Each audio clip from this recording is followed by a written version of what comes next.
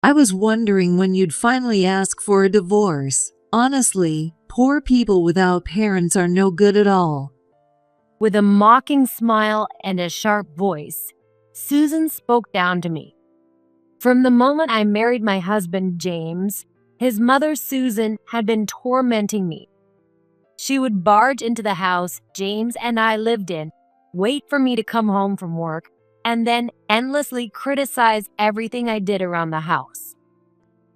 She criticized my cleaning, laundry folding, cooking, and everything else, but she never offered to help. After enduring this for so long, one day I finally reached my breaking point. You must not have been taught properly since you were raised by a single father. Your taste buds are messed up, so your food is terrible. Susan had said this after tasting my food without permission. I had been raised by my grandfather after losing my parents at my young age. Knowing this, I couldn't forgive her for mocking him. Out of anger, I asked for our divorce, and Susan and James agreed without hesitation. James joined in, writing on Susan's almost gleeful response. Exactly. The difference in our family backgrounds was too much. Next time, find someone with a background as good as ours. But they don't know. They can laugh now, but it won't last. In the not too distant future, they would learn the truth and collapse to their knees. My name is Rachel, and I'm a 33-year-old part-time homemaker. 2 years ago, I married my senior colleague, James. He had been teaching me various things as my mentor since I joined the company. If there's anything you don't understand, feel free to ask me anytime. His gentle smile completely captured my heart. Having little experience in romance, I couldn't be very proactive. I could only muster up the courage to ask work-related questions, and just thinking about asking personal questions or inviting him out for a meal after work made my face flush with embarrassment. However, despite my hesitation, James was the one who asked me out. I was drawn to your serious attitude and dedication to your work. If you don't mind, would you go out with me? I immediately nodded at his words. After dating for several years, we got married and started living together.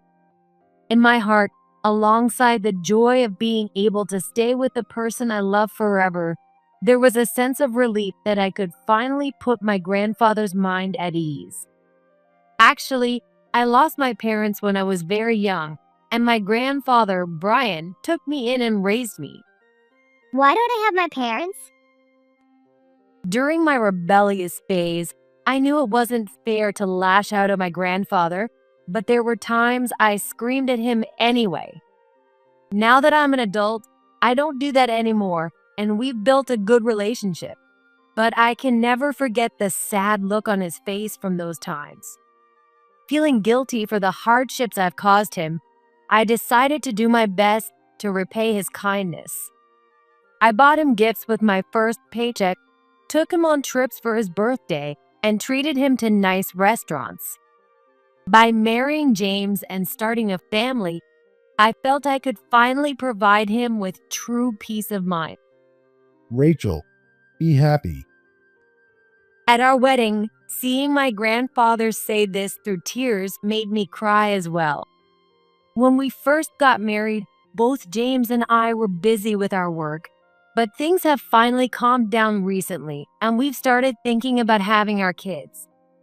Of course, I also wanted children, but James's mom, Susan, was a significant factor in pushing us to think about it more seriously. Rachel, it's been 2 years since you got married, right? No kids yet? Don't you want to give me a grandchild soon? I can't count how many times she has said that to me. Well, maybe someday. I'd respond with a vague smile and steer the conversation to another topic, but the pressure every time we met was quite stressful. Even when I sent pleading looks to James, whether he didn't notice or chose to ignore them, he never said anything. Trying to endure the pressure to have a grandchild, I started visiting their house less frequently, but it was futile. Susan began coming over to our house uninvited. "Susan, what are you doing here?" The first time I saw her, I was so shocked that I couldn't help but yell. But Susan was completely unfazed. James gave me a spare key. We're family, so there's no problem with me coming in, right? Initially, she only came on weekends, but now she comes over on weekdays too, waiting for us to come home from work. Susan started coming to our house about 3 or 4 times a week. I became so used to it, or rather, so exasperated by her persistence, that I lost the will to confront her about it. If you think Susan would do some chores before James or I got home, you'd be wrong. Instead, she drops her things and says to me as I head into the kitchen, Hurry up and make dinner. I'm tired of waiting, and I'm starving. "All right." I would obediently respond, but inside I was sighing deeply. I tried arguing back, but that would only result in a long lecture. Not that it mattered much, as Susan would still give me advice, or rather lectures, on housework even if I didn't argue. When I came home late due to overtime and tried to reheat some leftovers, she would make snide remarks. Leftovers? Are you cutting corners? Freshly cooked meals taste better. You're not feeding James this half-hearted cooking, are you? She would only criticize without offering any help, leaving me utterly exasperated with her. If I showed the slightest hint of dissatisfaction, she would lash out at me. What? Do you have a problem with what I'm saying? I'm giving you advice as someone with more life experience. Over time, I developed the ability to let her nagging go in one ear and out the other. But there was one thing I couldn't stand. While waiting for us to come home, she would freely use our water and electricity without a second thought. Once, she even left the TV on while taking her nap. As a result, or rather because of this, our utility bills kept increasing. "Hey, can you talk to Susan and ask her to return the spare key?" I was exhausted from dealing with Susan, so I had asked James several times, but he never really listened to me. Come on, don't say that. James would respond with a carefree smile, trying to calm me down. He seemed to believe that Susan's actions were just her way of trying to get along with me. Don't be so uptight. Mom wants to get along with you. James wasn't a mama's boy. He genuinely meant well, which made it hard for me to push back. However, Susan's comments kept escalating. Rachel, you're really not very efficient. Maybe it's because you were raised by a single parent. She started making derogatory remarks about my grandfather, who raised me, and I had reached my breaking point. It seemed Susan thought it was better to be raised by 2 parents than by one. One day, I received a shocking call. Today, Susan showed up at the office without an appointment. The call came from Stephanie, my grandfather's secretary. Even though I couldn't see her face over the phone, her tone made it clear that she was very displeased. What? For what reason? I was worried that she had gone to my grandfather to say the same nasty things she always said to me. I bet Rachel is really inefficient. You were her guardian, right? What kind of upbringing did you give her? I could imagine Susan spouting these words with a sneer on her face. But it turned out I was wrong. Apparently, Brian told her, "Feel free to visit anytime you're in the area," so she took him up on it.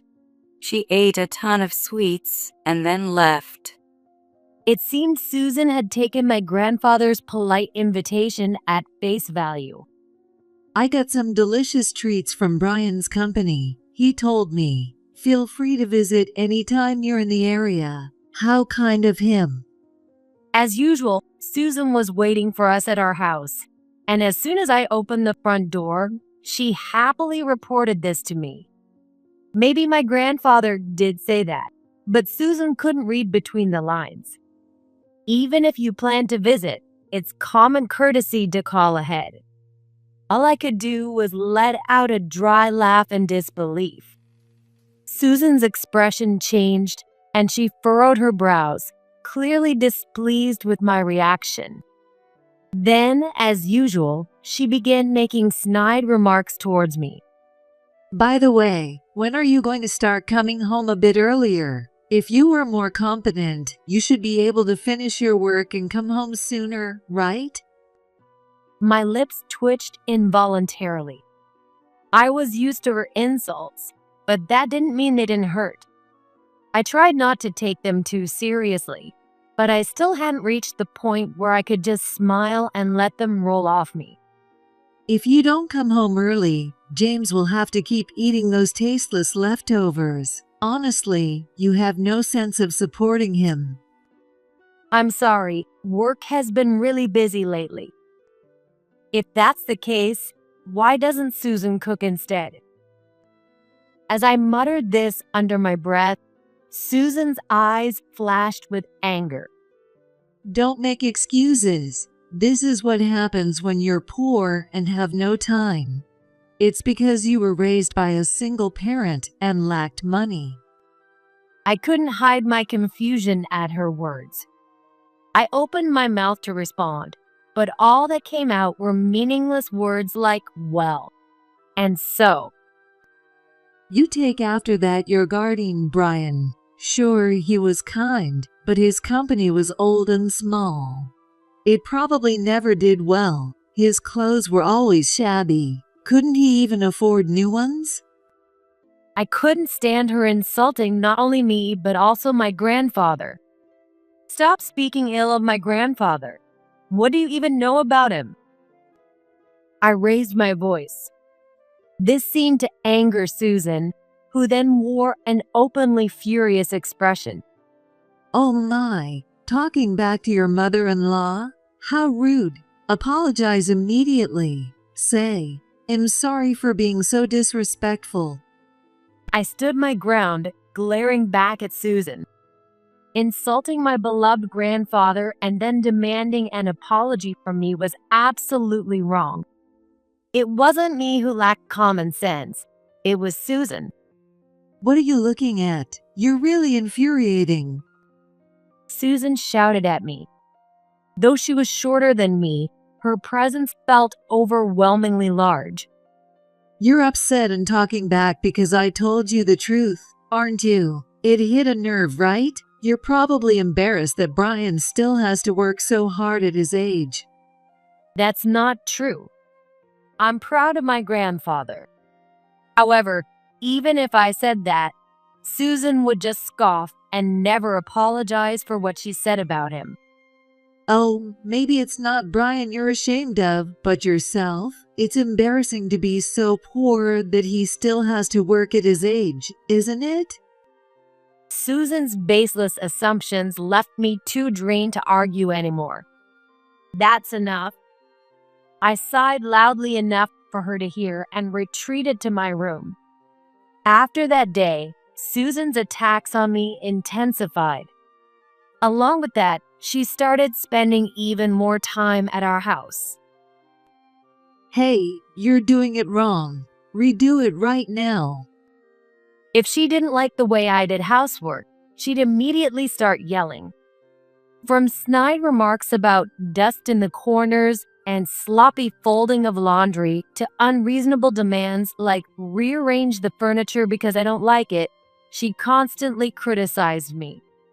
If I tried to say anything, she'd cut me off with a loud lecture. Over time, I realized that if I kept my mouth shut, her lectures would end in about 15 minutes. It wasn't a comforting realization. So, whenever I heard Susan start yelling, I would clench my teeth and stay silent, enduring her tirades. The lectures always happened when James wasn't around. Susan came over uninvited again and lectured me. What should I do?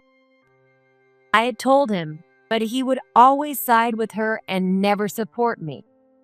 I understood that if I just endured it, everything would be fine, but I couldn't accept it, and I started crying secretly in the bathroom late at night. Finally, my stress reached its limit, and I couldn't take it anymore. It was yet another dinner with Susan and James, probably the 100th time or more. Of course, I hadn't invited Susan. She just showed up uninvited as usual. While I was setting the table with the food I had prepared, Susan began picking at the dishes before everyone was seated. I furrowed my brows, but quickly shook my head to dismiss it, knowing that if Susan noticed my change in expression, it would lead to another tedious lecture. What is this food? It's awful. Recook it. You must not have been taught properly since you were raised by a single father. Your taste buds are messed up, so the food is terrible. Susan, who had been picking at the food, spewed insults accompanied by a coarse, loud laugh. The moment I heard her, something snapped inside me. I experienced firsthand what it meant to reach the breaking point. Yes, my grandfather raised me. So what? Gender has nothing to do with it. My grandfather raised me with love and care. Stop insulting my family. Even after shouting, my anger didn't subside, and I was left breathing heavily as if I had just finished a workout. Susan and James looked shocked for a moment, but then their expressions changed to mocking smiles. Seeing this, I realized with dismay that my feelings hadn't reached them at all. Please divorce me. I can't stay with people who endlessly belittle others like you two. Oh, I get it. When I asked for our divorce, he agreed surprisingly quickly. In fact, they looked almost satisfied, as if they'd been waiting for me to say it. I was wondering when you'd finally ask for a divorce. Honestly, poor people without parents are no good at all. I'm glad you said it first because I was worried your bad luck would rub off on us. Exactly. The difference in our family backgrounds was too much. Next time, find someone with a background as good as ours. Susan was her usual self, but James seemed like a completely different person from before we got married. The kind mentor who helped me with my questions was gone. No, this was his true nature all along. Well, now that it's settled, pack your things and get out of here, you jinx. While being insulted, I packed my things and called my grandfather to come pick me up. I bit my lower lip hard, determined not to respond to any more insults. Nothing I said would get through to these heartless people. When my grandfather called to say he had arrived, I opened the front door without a word. There he was, standing with a worried expression, looking at me. Susan, noticing this, smirked and made a snide remark. Oh my, Brian, how kind of you to come pick her up. You probably have to get up early for work again tomorrow, right? Poor people never get a break. Hearing this, Stephanie, my grandfather's secretary who had come with him, clenched her fists in anger. Without warning, she pulled a prepared divorce agreement from her bag and handed it to James. How thoughtful of you to have this ready. So kind. Yes, it saves us the trouble. Laughing with Susan, James immediately signed the divorce papers.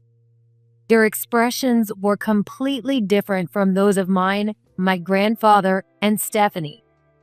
We maintained an emotionless, stoic look, as if all feelings had been wiped away. I'll submit the divorce papers for you. All right, thank you. Now, hurry up and leave. Thank goodness your poor blood won't taint our family. It seemed she couldn't resist getting in one last dig. Even though I glared at her with all my might, Susan remained unaffected. I'll go ahead with Brian to bring the car around. With that, my grandfather and Stephanie left. For some reason, James and Susan followed us to the entrance of the apartment building. What, did you think we'd let you leave without a proper farewell? It's the least we could do. Susan's words were transparently insincere, revealing her true intent to mock my grandfather and me. I chose to stay silent, knowing it was futile to argue, but seeing my grandfather mock was unbearable. I turned to confront the two of them, but Stephanie stopped me. She was smiling broadly for some reason. I'll go get the car, so you keep your temper under control. With that advice, she headed toward the parking lot. Misunderstanding her departure as a retreat, Susan and James continued to laugh heartily. Then a luxury car pulled up and my grandfather stepped out. Seeing this, their eyes widened and they were drawn toward it. Wow, this car must be incredibly expensive. No way someone as poor as him bought this. He must have rented it to show off. They just couldn't resist mocking us. As I got into the car, my grandfather and I exchanged knowing smiles. Stephanie, observing this, crossed her arms and muttered cryptically. This is just the beginning. The next day, while visiting my grandfather's company for some errands, I noticed commotion near the lobby. Though I was some distance away, the sounds echoed clearly through the lobby. Get Brian out here now. We know he's in there. Hearing those shouts, I put a hand to my forehead. Peeking from behind a pillar, I saw Susan and James causing a scene. Let go of us. Security guards were holding them back as they flailed their limbs. Other employees kept their distance, watching the spectacle unfold. What are they doing here? Are they so upset about the luxury car from last night that they came to verify if it really belonged to my grandfather? They must have nothing better to do. Feeling exasperated, I approached them and asked, "What are you doing?" My voice, devoid of any warmth or emotion, came out flat and detached. They turned to me and shouted, Get Brian out here. We know he's here. Your grandfather. I let out a laugh at Susan and James's misunderstanding. Irritated by this, their eyebrows twitched in annoyance. My grandfather isn't here. His actual office is in the building next door. Next door? What? What do you mean? Actually, the place we were in was used by only a select few. My grandfather's office was in the high-rise building next door, which is quite rare in this area. Both this building and the one next door are owned by my company. As he spoke in a low voice, my grandfather appeared in the lobby. His usually calm demeanor was replaced with a terrifying expression, his brows and eyes furrowed in anger. Seeing the terrifying expression my grandfather hadn't shown the previous day, Susan and James were left gaping like fish begging for food. They had been so smug and condescending before. My grandfather strode over to them and glared down. Still tall and imposing, his presence was overwhelming. Susan and James were left gasping for air, unable to speak. I could barely hear their strained breaths. I never expected to be looked down on just because of the appearance of my company. What kind of mindset do you have? Well, we weren't really looking down on you. Susan desperately tried to make excuses. But her weak attempt was so absurd that I almost burst out laughing. If that wasn't a condescending attitude, I'd love to know what kind of attitude or words truly look down on people. The scenes of Susan and James hurling insults at my grandfather and me are etched firmly in our minds. From the moment you visited the company without an appointment, I felt something was off. For someone with no sense of common courtesy, you have no right to lecture others about it.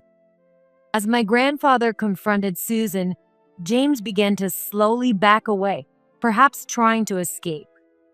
However, the security guards didn't let him escape and blocked his path, glaring at him.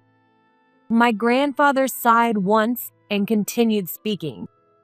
He explained that he had originally lived a bit farther away, but when my stress reached its limit, he prepared to establish a new company nearby to give Susan and James a taste of their own medicine.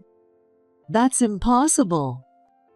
Susan, finally able to raise her voice, shouted loudly. Though it wasn't cold, her lips had turned pale and were trembling. It was as if she had just gotten out of a freezing pool. Until a few months ago, you were working in an old, run-down office. There's no way you could set up a new office in such a short time. Don't try to act all high and mighty just because we mocked you. My grandfather responded calmly. The rundown office you're talking about was the first workplace started from scratch by Rachel's biological grandfather. I kept it because it had sentimental value. The word rundown was emphasized excessively. While my grandfather didn't see it that way, it conveyed his frustration and sadness at being mocked by Susan. What? Biological grandfather? What are you talking about? This makes no sense. Susan collapsed weakly to the floor, clutching her head in confusion. She muttered incoherently, glancing back and forth between my grandfather and me. Ignoring her gaze, I suggested to my grandfather, "Since they don't seem to believe it, why don't you show them around the building next door?" Indeed. My grandfather said with a smile, gesturing toward the entrance of the building.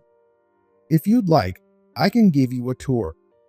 His once angry expression had softened into the gentle smile I knew so well. Relieved by the change, Susan and James visibly relaxed, their fearful faces turning into grins. However, beads of cold sweat still dotted their foreheads, showing their lingering nervousness. Oh yes, please. Susan said, still trying to look down on my grandfather. The exterior might look nice, but the inside is probably just as run down as this place. Unaware of my grandfather's disdain for having his cherished company called Rundown, James whispered to Susan with a laugh. Whether he realized it or not, his voice wasn't lowered at all, so we could hear every word clearly. Despite their confident demeanor, Susan and James were left speechless as they walked through the doors of the new company. The hallways were filled with many employees, and the interior design was sophisticated. Their mouths hung open in shock, as if their jaws might drop, completely stunned by how different it was from what they had imagined. What is this? I can't believe he's running such a big company. You've got to be kidding me. Are you mocking us? They stood frozen for a moment before scratching their heads and shouting in frustration. Who was it that mocked us first? I said, and they immediately stopped moving, collapsing together. The security guards then dragged them outside. After that, we never heard from them again. Rumor had it that word of James mocking my well-known grandfather had spread, causing him to be ostracized at work. He was even considering quitting his job. James had once talked about finding a new partner from a better family, but now that seemed unlikely. My grandfather expanded the company even further, handed over the presidency to me, and is now enjoying his retirement. I vowed to work even harder, determined not to be outdone by my remarkable grandfather.